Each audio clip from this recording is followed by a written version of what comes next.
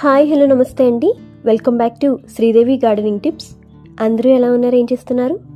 ఈరోజు వీడియోలో మనం ఇంట్లోనే సులువుగా మెంతులతో మెంతికూరను ఎలా పెంచుకోవాలో తెలుసుకుందాం.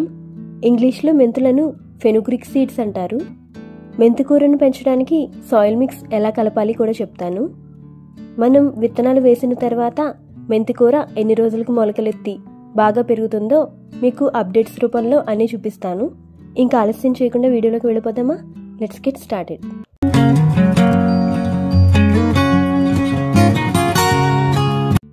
మెంతికూరను పెంచుకోవడానికి నేను మెంతులు రాయల్ సీడ్స్వి తీసుకున్నాను.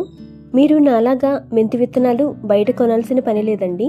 మన ఇంట్లో వంటల్లోకి వాడే మెంతులతో కూడా మెంతికూరను పెంచుకోవచ్చు. చాలా ఈజీగా పెంచే ఆకుకూరల్లో మెంతికూర ఒకటి. ఫస్ట్ ఒక బౌల్ తీసుకొని మెంతులు ప్యాకెట్ నుండి కట్ చేసి బౌల్లో వేసుకోండి. తర్వాత ఆ బౌల్లో కొద్దిగా వాటర్ పోసి మెంతులను 24 గంటల పాటు నానబెట్టాలి. మీరు కావాలంటే ఇలా నానబెట్టకుండా డైరెక్ట్గా వీటిని చల్లేసుకోవచ్చు. ఇలా నానబెడితే విత్తనాలు తొందరగా మొలకెత్తుతాయి, జర్మినేట్ అవుతాయండి. ఇవి 24 గంటల వరకు ఇలా ఈ బౌల్లో వదిలేయండి. రేపు ఈ మెంతులు చల్లుకోవడానికి మట్టి మిశ్రమాన్ని తయారు చేసుకుందాం. మెంతికూరను పెంచడానికి నేను ఇలా రెక్టాంగులర్ పాట్ తీసుకుంటున్నాను. మీరు కావాలంటే రౌండ్గా ఉండే టబ్స్లో కూడా పెంచుకోవచ్చు. కుండీ లోతు తక్కువ వెడల్పు ఎక్కువ ఉండే కుండీలు వాడాలి. ఆకుకూరలు కదా, వీటి వేర్లు ఎక్కువ లోతుకు వెళ్ళవు.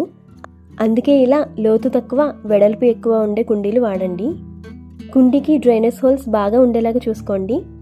అప్పుడే మనం వేసిన విత్తనాలు కుళ్ళిపోకుండా ఉంటాయి, అన్నీ జర్మినేట్ అవుతాయి.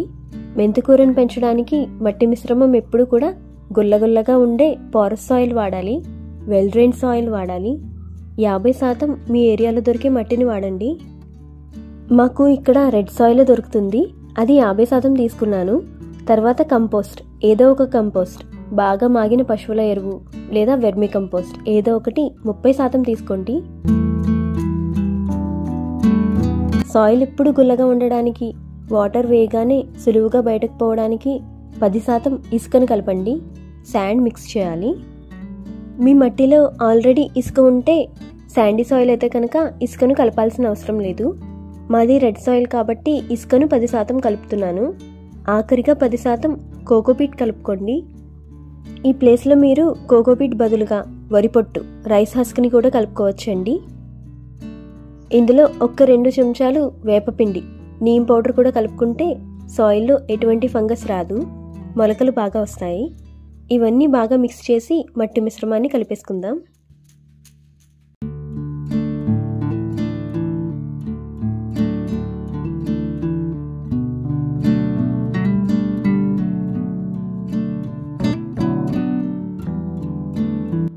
ఈ తయారైన మిశ్రమాన్ని ఈ కుండీలో వేసుకోవాలి.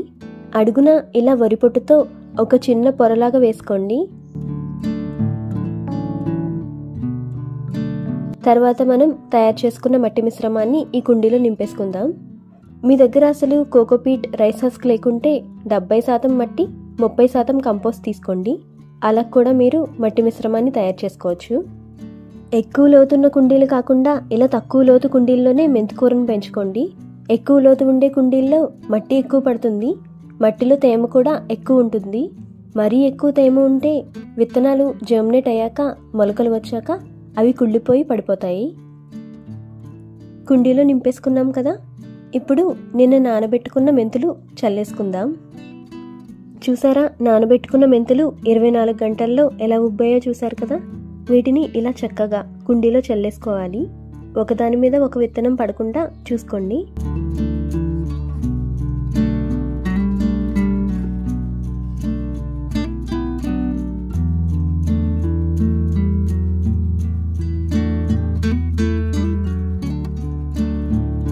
మెంతులు చల్లేసాం కదా. ఇందాక మిగిలిన మట్టి మిశ్రమాన్ని ఈ మెంతుల పైన చల్లేసి ఒక పొరలాగా కప్పేయండి. మరీ ఎక్కువ లోతుగా విత్తనాలు కప్పేయకూడదు. ఒక లేయర్ లాగా మట్టిని వేసుకుంటే సరిపోతుంది.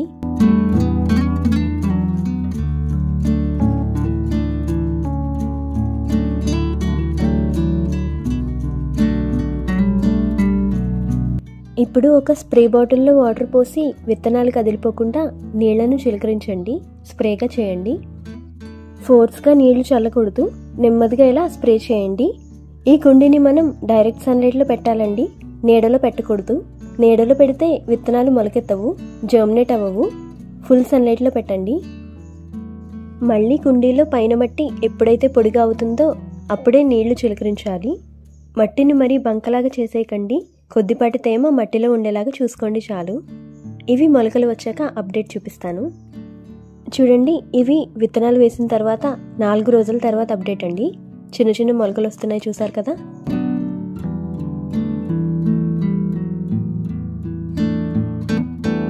ఇది విత్తనాలు వేసిన తర్వాత 2 వారాల తర్వాత అప్డేట్ అండి.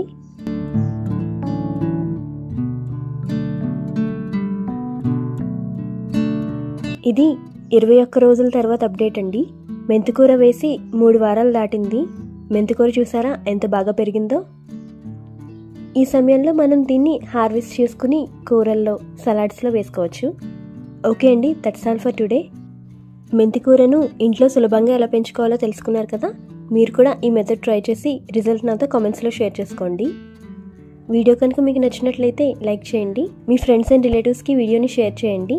మరిన్ని ఇంట్రెస్టింగ్ వీడియోస్ గార్డెనింగ్ రిలేటెడ్ చూడాలి అనుకుంటే వెంటనే శ్రీదేవి గార్డెనింగ్ టిప్స్ ఛానల్ని సబ్స్క్రైబ్ చేసుకోండి. Happy gardening, bye.